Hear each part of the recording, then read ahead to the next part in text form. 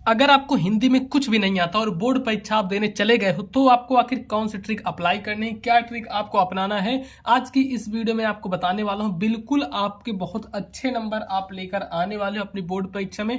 मान लो आप परीक्षा देने चले गए और आपको परीक्षा में कुछ भी नहीं आ रहा, मतलब एक इतना सा भी नहीं आ रहा है, आपको 5 नंबर 10 नंबर का भी क्वेश्चन नहीं आ रहा है, तो आखिर आप क्या ट्रिक अप्लाई करेंगे जिससे कम से कम आपके 100 में से 75 नंबर तो आ ही जाएंगे। और ये ट्रिक देखिए केवल उन्हीं स्टूडेंट्स के लिए है जिन्होंने अभी तक कुछ भी पढ़ाई नहीं की है। बाकी जो स्टूडेंट्स पढ़ाई कर रहे हैं और वो अगर टॉप बनना चाहते हैं, टॉपर बनना चाहते हैं, 90% 95% लाना चाहते हैं, तो उनको तो पढ़ाई करनी ही करनी है।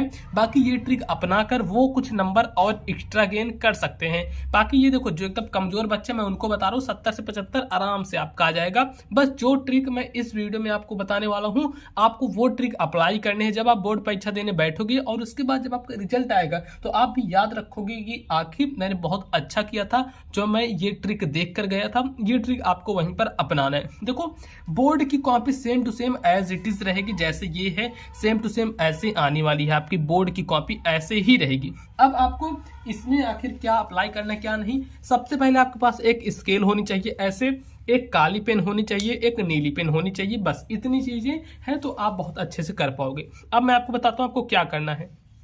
सबसे पहले आपको ये स्केल लेनी है, पटरी लेनी है, और ध्यान से देखते जाओ जो जो मैं बता रहा हूं। इस पर आपको एक लाइन इधर से ऐसे खींच देनी है, यहां से यहां तक। आप चाहे तो ऐसे सिंगल लाइन कर सकते हो, नहीं तो आपका बहुत मन है तो चलो भैया यहाँ पे हम डबल लाइन कर देते हैं ना। चलिए हम यहाँ पे डबल लाइन कर दिए, आप ऐसे कर देना। ये सब देखो एक बहुत अच्छा इंप्रेशन डालेगा। आप कहोगे ये आप क्या बता रहे हैं, इससे देखते जाओ पूरा देखो। ये पेपर लाया हूं ना, पूरा पेपर सॉल्व करके बताऊंगा। आपको कुछ भी अगर नहीं आ रहा है, 1 भी % नहीं आ रहा है, तो आखिर आप क्या करोगे। अब देखो एक पेपर ये है हमारे पास, एक कॉपी ये है, इस पर भी हम क्या करते हैं लाइन कर देते हैं। पूरा पेपर आपके सामने मैं सॉल्व करूंगा और देखना कितना बढ़िया तरीके से होगा। मैं ऐसा मान के चलूंगा कि मुझे कुछ भी नहीं आ रहा है। चलो इसको भी हम लाइन खींच देते हैं, बस आप देखते चलना। अगर आप बीच में भगा भगा के देखोगे तो आप समझ नहीं पाओगे, ये भी ध्यान रखना। चलो भैया इसको हम ऐसे कर दिए। अब देखो आपको क्या करना है, यहाँ पर कह रहा है हिंदी है। अब हिंदी में देखो यहाँ से शुरू है हमारा बहुविकल्पी प्रश्न से शुरू होता है बहुविकल्पी प्रश्न। एक चीज मैं आपको बहुविकल्पी में बता देता हूं, आप रामबाण उसको समझ लीजिए। मैं कोई ये आपको नहीं बताऊंगा कि आप ए वाला ऑप्शन टिक लगा लेना, बी वाला ऑप्शन टिक लगा लेना, सी वाला, भाई ये सब कुछ नहीं होगा, ठीक। वो एग्जाम में कुछ भी दे देगा, आप समझ नहीं पाओगे। मेरी यहाँ पर ट्रिक आप याद रखना, आप खुद भी देख लेना, चाहे जिस आप टीचर से पूछ लेना, ये बहुत काम करती है। MCQ मतलब मल्टीपल चॉइस क्वेश्चन, बहुविकल्पी क्वेश्चन का ट्रिक। सिर्फ यही ट्रिक आप अपनाओगे। ऐसा आप सोचो कि चलो हम ए और सी टिक लगा दें, बी और डी टिक लगा दें तो हो जाए, ऐसा कुछ नहीं होने वाला है। सब बकवास चीजें हैं, ठीक है। देखो अब मैं बताता हूं क्या करना है आपको। 4 से 5 आपको कंडीशन दे रहा हूं, अगर आपको ऐसा कुछ मिल गया ऑप्शन तो वही टिक लगा देना है। सबसे पहला अगर आपको कहीं ऑप्शन दिख रहा है जिसमें वाह आया हो, मतलब राम व श्याम, तो आपको हमेशा वही वाले ऑप्शन टिक लगाने हैं, ठीक। एक कंडीशन ये हो गई। दूसरा है और आया हो, जैसे राम और श्याम, ठीक। और इसी में आ सकता है कि जैसे आपके दो ऑप्शन ए व बी, तो इसको भी लिखना जरूरी नहीं कि राम और श्याम ही है। ये तो मैं एक एग्जांपल लिया हूं, जैसे इसमें आ गया ए और बी, ठीक। एक और थर्ड नंबर देखो क्या है। थर्ड नंबर आपका किस प्रकार से आएगा इसको मैं बताता हूं। थर्ड आ जाएगा कि आपका इनमें से कोई नहीं, तो वही देखो जो जो अगर ऐसे ऑप्शन आपको दिख जाए तो आंख मूंद कर आपको टिक लगा देना है। 90% चांसेस में आपके सही हो जाएंगे। इनमें से कोई नहीं, ठीक। और एक आता है चौथा नंबर, इनमें से सभी, इनमें से सभी। और देखो एक पांचवा मैं आपको बता देता हूं। मान लो कोई चीज पूछ लिया गया, अब उसमें आपको ये ढूंढना है कि सबसे अलग हमारा कौन सा है, सबसे अलग ऑप्शन कौन सा है, मतलब सबसे अलग ऑप्शन, अलग ऑप्शन क्या बोलते हैं, विकल्प, अलग विकल्प आपको चुनना है और उसी पर आपको टिक लगा देना है। तो बस ये 5 चीजें आपको देखनी है, उसी पर टिक लगा देना है। मैं 100% गारंटी के साथ कहता हूं वही आपका सही होगा। अब आप ये मत सोचना कि चलो कुछ लोग हमको बताएं कि ए व सी इनमें से कोई भी लगा, भैया तो आपका गलत हो जाएगा, लिख कर ले लो। आप पुराने क्वेश्चन जाकर देखना, मिलाना गलत हो जाएगा, ये आप मत करना है गलती। ये जो मैं बताया हूं बिल्कुल ट्रिक है और ये ट्रिक कोई काट नहीं सकता, आप चाहे जिससे जाकर पूछ लो, बस साफ बात। अब हम आ जाते हैं, इसके बाद हमारा आता है गद्यांश पर। यहां से इसको हम कर देते हैं साइड में, ये आप इतना देख लो, चाहे इसके स्क्रीनशॉट ले लो। अब आते हैं हम खंडबा पे। जो मेन चीज आपका शुरू होता है यहां से शुरू होता है, जो कि कितने नंबर का आता है, 50 मार्क का, ठीक है, 50 मार्क का आता है आपके बोर्ड परीक्षा में, जो कि खंडबा यहां शुरू है। देखो मुझे इसका कुछ नहीं आ रहा है आंसर, मुझे कुछ भी नहीं आ रहा है, फिर भी मैं देखो कैसे इसको हल करूंगा। तो खंडबा तो कि फर्स्ट है, निम्नलिखित में से किसी एक गद्यांश पर आधारित प्रश्नों के उत्तर दीजिए। देखो यहाँ पर गद्यांश है, गद्यांश में क्या करना, 3 चीजें दी हुई हैं। पहला है उपयुक्त गद्यांश का संदर्भ लिखना है, मतलब इसका संदर्भ लिखना है। अब आपको लेखक का नाम पता ही नहीं, तो आप कैसे लिखोगे वो भी मैं आपको बताता हूँ। फिर है गद्यांश के रेखांकित अंश की व्याख्या करनी, फिर है लेखक ने विश्वासपात मित्र की तुलना किससे की है। ये तो आपकी बहुत बाद की चीजें हो जाती हैं। सबसे पहले जो एग्जामिनर के सामने इंप्रेशन जाएगा वो क्या जाएगा, आपकी स्टाइल का, कि कैसे आप लिखो। देखो यहाँ पर है खंडबा और क्या है, पहला नंबर, पहला क्वेश्चन, खंडबा का पहला क्वेश्चन।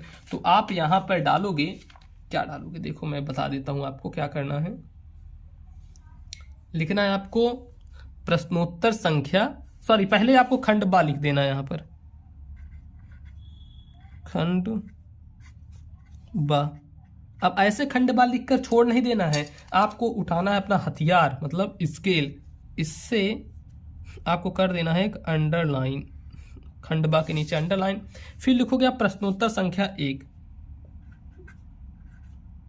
प्रश्नोत्तर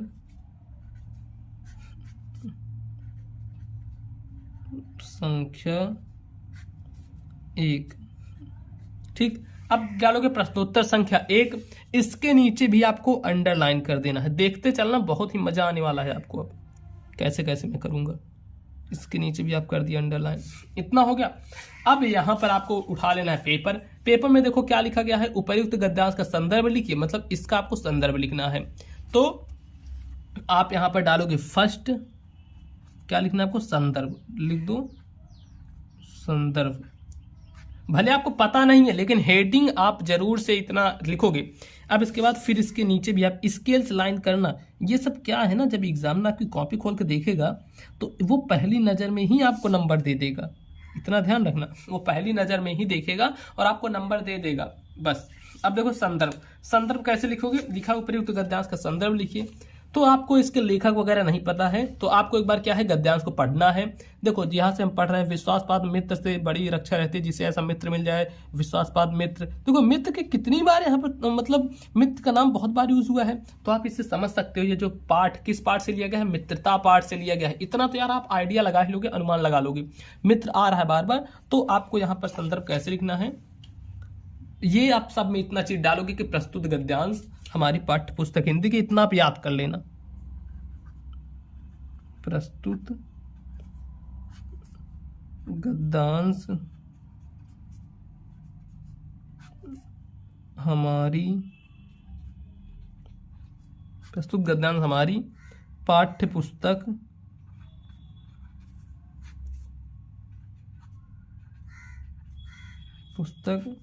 हिंदी के। अब ये चीज ध्यान देना, मैंने आपको एक वीडियो में बताया था कि आज जो चीज मतलब इंपॉर्टेंट है उसको आपको काली काली पेन से लिखते जाना। जैसे आप हिंदी आ गए, हिंदी के गद्य खंड, लेकिन जब आपको कुछ भी नहीं आ रहा है तो आपको एक ही पेन से भांजते चले जाना है, एक ही पेन से लिखते चले जाना है। नहीं तो अगर आप काली पेन से लिखोगे और वही चीज गलत रहेगा तो एग्जामिनर का ध्यान तुरंत जाएगा।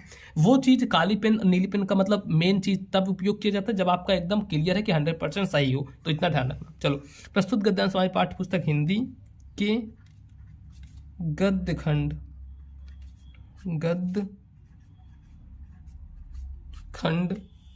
में संकलित, इतना आपको याद कर लेना, ठीक है, बस इतनी लाइन, संकलित किस पाठ से लिया गया है? मित्रता। तो यहाँ पर लिख दोगे मित्रता, बंद कर दोगे, नामक पाठ से लिया गया है। ऐसे लिख देना है, जहां से आपका हो जाएगा संदर्भ। उसके बाद आता है आपको व्याख्या करने। तो व्याख्या करने का मैं बता दूं, सेम चीज जहां जहां रहा वही उतारते चले जाना, बस स्टार्टिंग में लिख देना है लेखक कहते हैं कि। आप कैसे लिखोगे? यहाँ पे जैसे लिख देना, इसका आप व्याख्या कर रहे हो, चलो हम बता देते हैं। इसकी मान लो आप व्याख्या कर रहे हो, व्याख्या के आपको आगे लिख देना है लेखक कहते हैं कि, लेखक कहते हैं कि। बस इसके बाद से यही सेम चीज आपको उतारते चले जाना है, ऐसे ऐसे ऐसे जो भी चीजें हैं आपको उतारते चले जाना है। बस इसके बाद कुछ नहीं करना है। नीचे आएगा एक क्वेश्चन, इसका उत्तर कैसे करोगे? देखो, लेखक ने विश्वासपात मित्र की तुलना किससे की है? तो यहाँ पर पढ़ो एक बार। विश्वासपात मित्र से बड़ी अक्षर रहती है, जिसे ऐसा मित्र मिल जाए उसे समझना चाहिए कि खजाना मिल गया है। विश्वासपात मित्र जीवन की औषधि है। अब देखो, लेखक ने विश्वासपात मित्र की तुलना किससे की है? औषध से की है। तो बस डायरेक्ट लिख दो, इनकी तुलना औषध से की और क्यों की है? तो यहाँ पर देखो, यही कहीं लिखा होगा, क्योंकि वे हमें उत्तम संकल्पों से दृढ़ करेंगे, दोषों और त्रुटियों से बचाएंगे और सत्य, पवित्रता और मर्यादा के प्रेम को पुष्ट करेंगे। तो इस प्रकार से आप लिख सकते हैं। अब देखो, उसके बाद हमें देखना है, अब हम देखते हैं और क्वेश्चंस को आप कैसे करोगे। जैसे कि आपके सामने आ गया जीवन परिचय लिखने को, ये देखो जीवन परिचय आ गया। तो जीवन परिचय का क्या हमारा 6 नंबर क्वेश्चन है, 6 का वाला। तो हम यहाँ पर फिर ऊपर करेंगे। अब यहाँ पर देखो, इसको कैसे डालोगे? यहाँ पर आपको लिखना है प्रश्नोत्तर संख्या 6। यहाँ पर लिखेंगे हम प्रश्नोत्तर संख्या 6, प्रश्नोत्तर संख्या 6। और 6 का कौन सा है? का वाला। तो यहाँ पर ब्रैकेट में हम डाल देंगे 6 का। तो नीचे करेंगे हम अंडरलाइन। ये देखो, अंडरलाइन जरूर से करना है, इससे एक अच्छा प्रभाव पड़ता है, मतलब कॉपी आपकी देखने में थोड़ी अच्छी लगती है। इतना चीजें कर देंगे। अब यहाँ पर दिया गया है इनका, हमें मान लो हमको कुछ भी नहीं पता, इनका जन्म उनका हुआ है, क्या है, कैसे, कुछ भी नहीं पता, कैसे लिखोगे? आचार्य रामचंद्र शुक्ल, जयशंकर प्रसाद, राजेंद्र प्रसाद। तो पहला हम डाल देते हैं आचार्य रामचंद्र शुक्ल का लिखना है। तो यहाँ पर आप लिखना 1, जो कि है आचार्य रामचंद्र शुक्ल। ठीक है, ऐसे कर देना, आचार्य रामचंद्र शुक्ल। और एक चीज, एक वीडियो में मैंने आपको ये बताया था कि आपको बगल में इधर से ऐसे अंडरलाइन कर देना है, फिर आपको लिखना है नाम, जन्म, ये सब इसमें नहीं लिखना है, क्योंकि आपको ये पता नहीं यार ये कैसे है, क्या है।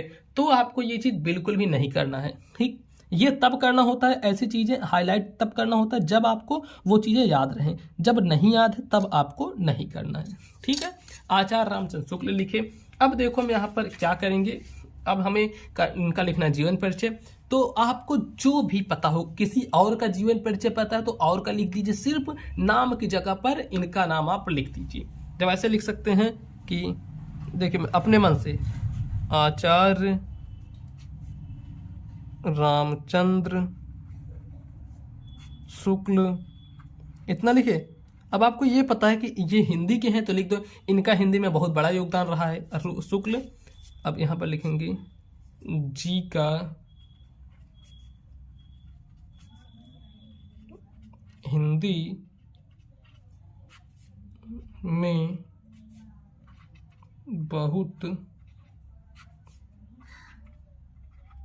बड़ा योगदान रहा है। अब देखो, अगर आपको इनका जन्म उन्म नहीं पता ना, तो ऐसे लिख दो कि इनका जन्म, अब जरूरी थोड़ी ना है गांव का नाम लिखना, लिख दो एक छोटे से गांव में हुआ था, ऐसे लिख दो ना। एक मतलब आपको स्टोरी बना बना के लिखनी है, ऐसे छोटे से गांव में हुआ था। बस ऐसे ऐसे बनाते बनाते आपको जो भी आपके मन में आए ऐसे बनाकर लिख देना, 100% गारंटी है आपका सही हो जाएगा। ये देखो 5 नंबर का आता है, 5 में से कम तो आपको 3 नंबर तो दे के ही जाएगा। और एग्जामिनर ने अगर नहीं पढ़ा तो भाई 5 में से 5 भी आपको मिल सकते हैं। लेकिन एक चीज ध्यान रखना, इनकी कुछ रचनाएं आप याद कर लो, ताकि रचनाएं लिख दो जिससे कि अच्छे नंबर आपको मिल सकते हैं। ठीक है, अब देखो क्या चीजें, हम कुछ चीजें और देख लेते हैं। जैसे कि ये हो गया आपका, निम्नलिखित में से किसी संस्कृत पद्यांश का संदर्भ सहित आपको हिंदी में अनुवाद लिखना है। अब ये देखते हैं, आपदो दूरगामी चा साक्षरो चा पंडिता। अब यहां से देखते हैं, ये तो मुझे पता है कि ये पत्र पाठ से लिया गया है, लेकिन ये कैसे लिखोगे, इनका पद्यांश का संदर्भ सहित आपको हिंदी में अनुवाद करना है। तो चलो अब हम देखते हैं, इसका पेज पलटते हैं। हमने पेज पलटा और आ गए हम इस पेज पे। इस पेज पे फिर सेम हमको ऐसे करना है, यहाँ पे लानी है स्केल पटरी उठानी है और यहाँ से खींच देना हमको एक लाइन। जब आप लाइन खींच दोगे तो अब देखो ये कौन सा क्वेश्चन है, क्वेश्चन देखना है, चौथा क्वेश्चन है। चौथा क्वेश्चन को कैसे करना है, आप डालोगे प्रश्न उत्तर संख्या 4। बस सेम टू सेम ऐसे ऐसे करते जाना जैसे मैं आपको बता रहा हूं। प्रश्नोत्तर संख्या 4। अब इसके बाद नीचे कर देना आपको अंडरलाइन।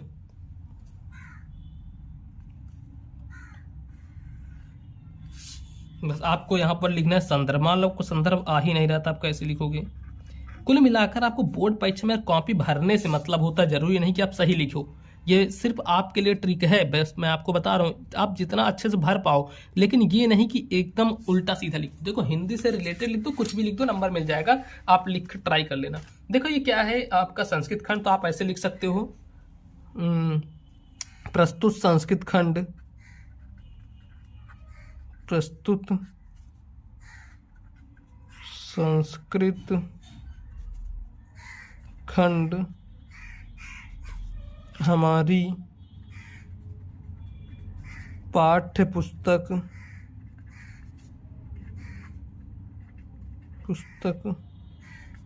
हिंदी के संस्कृत खंड से लिया गया है। बस पाठ का नाम आपको नहीं लिखना है, ऐसे लिख दो हिंदी के संस्कृत खंड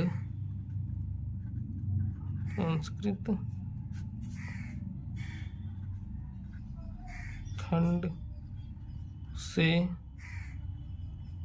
लिया गया है। उसके बाद आता है व्याख्या, तो आप लिख दो व्याख्या। और उसके बाद जो भी मन में आपके आ रहा है उससे रिलेटेड वही चीज ऐसे लिखते चले जाओ। ये मैं आपको बता देता हूं कि आप बोर्ड परीक्षा में जितना पेज भरोगे, जितनी कॉपी भरोगे, उसका आपको नंबर मिलता है। और एक चीज की आप ऐसे स्टेप बाय स्टेप लिखना है। जैसे यहाँ पर प्रश्नोत्तर संख्या डाल दिए, जो भी खंड रहे उसको डाल दीजिए, काली पेन से कुछ हेडिंग डाल दीजिए। ऐसे लिखोगे तो बहुत अच्छे नंबर मिलेगा। एक चीज देखो, अगर आपको कोई भी डाउट आ रहा है, कोई भी कुछ आ रहा है, तो आप मुझे इंस्टाग्राम पर भी मैसेज कर सकते हो। देखो आईडी क्या है मैं बता देता हूँ, आप डालना पीयूष मौर्य 1001। ठीक, ये हमारी इंस्टाग्राम आईडी है, तो आप यहाँ पर डायरेक्टली मुझे मैसेज कर सकते हैं। कुछ भी आपका डाउट हो तो आप वहां पर जाकर मुझसे पूछ सकते हैं। ठीक है दोस्तों, अब मिलेंगे हम आपको और किसी नेक्स्ट वीडियो में। तब तक के लिए आप अपना ख्याल रखिएगा। और जितने भी मॉडल पेपर वगैरह, सॉल्यूशंस वगैरह सब प्लेलिस्ट है, आप जाकर देख सकते हो।